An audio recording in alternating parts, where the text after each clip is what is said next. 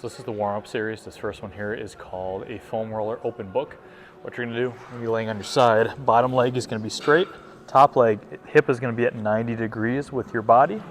Arms are gonna be in front like this. You're gonna rotate open, keep your knee in contact with the foam roller the entire time. You're gonna go all the way open like this.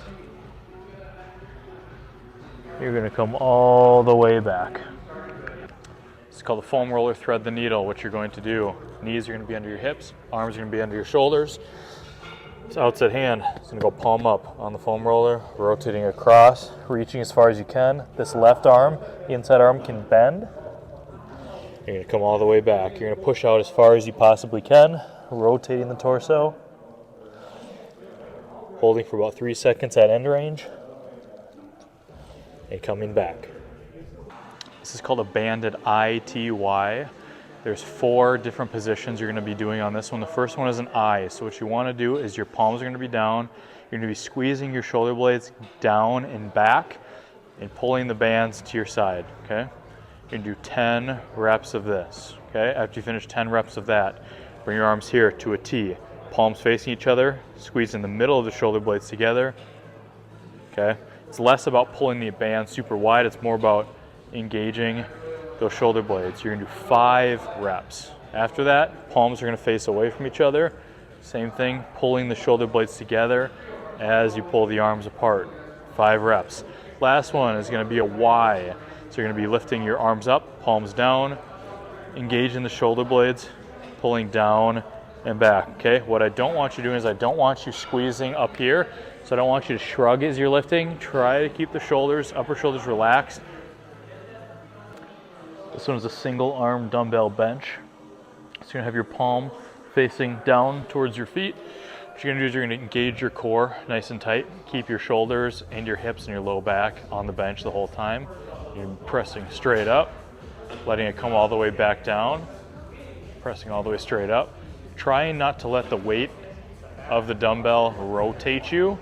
If it rotates you a little bit, that's okay, but you're really trying to engage the core to keep yourself nice and square. All right, so this is a split stance kettlebell squat with rotation. So the split stance part, you're gonna drop 1 foot back a little bit. My toes are kind of equal with my heel. You could go back even a little bit farther if you need to.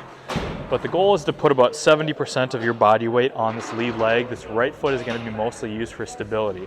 So you get the kettlebells up, resting on your chin up in this area, and you're gonna squat down and add rotation, okay? So you're gonna go down this way, pushing hard through that left leg. That lead leg, whatever side you're squatting and rotating towards, you're exploding up from that low position. So this is wrist pronation and supination. With this club, the higher up you hold it, the easier it's gonna be. The lower you hold it, the harder it's gonna be. So what you're gonna do is you're gonna pin your elbow into your side. You're gonna be rotating palm up, nice and slow, pausing at the bottom. And then you're going to rotate the palm all the way down, keeping that elbow pinned. Okay? All the way over, and transition it all the way across. If you notice you have to tip or tilt or lean or rotate your shoulder, then it's too heavy, grab up higher. If it's easy, grab down lower. So this is a physio ball, single leg glute bridge. What you're going to do, put your upper back on the physio ball. You're going to walk your legs out. You're going to kind of drop down till you're pretty close to touching the ground, not exactly necessarily touching the ground, but your glutes are close to touching the ground. You're going to bridge up, and you want to make sure your lower leg below your knee is vertical or perpendicular to the floor. Okay, so once you're kind of in that position, it's a good spot. You're going to lift the leg up, you lower your hips down, and you drive through that hamstring and glute. You're on the physio ball because you also have to balance and stabilize as well. If that becomes too easy, you can always grab a weight and put the weight on your hip like this and drive from that position. So this is called a Bulgarian split squat. I told you the drop version in the clinic. I'm going to show you both of them. The regular split squat is a little easier. Once you feel like you got that down and want to try the drop, you can do the drop, okay?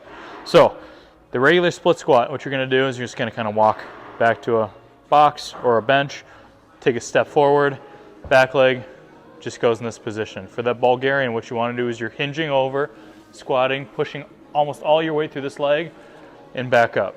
okay? You're gonna be in this position, pushing up. For that drop position, what that's gonna be is, if you remember, you're basically dropping all of your body weight, you're not squatting down, you're letting yourself basically fall, and you're gonna catch yourself and push yourself up as quick as you can. So a bad rep is a squat and a push. You want it to be a quick drop, like I'm picking my foot up lightly, sliding a piece of paper under there, and catching myself. So without a drop, it looks like this, okay? Really quick stomp. With the drop, it looks like this, okay? It's that really quick motion. So this is a Pallof press. What you're gonna do is you're gonna get a cable, like that cable machine we had, or a band. You want it to be fairly difficult. So your outside hand, which is away from the anchor, is gonna be holding primarily on to the handles. Inside hand is just gonna be mostly going for a ride. You're gonna step away until you feel a good amount of tension. What you're going to do then is you're gonna push in a straight line, engaging the core in front of you, holding for 2 seconds, and then letting it come back in, all right? Pushing out in a perfectly straight line. Don't let the band pull you in, don't tip, don't turn, nothing, and then back in. And you'll do both sides. When you switch over the other side, your outside hand, again, will be the one primarily doing the work. So this is dumbbell squat, jump, squat, okay?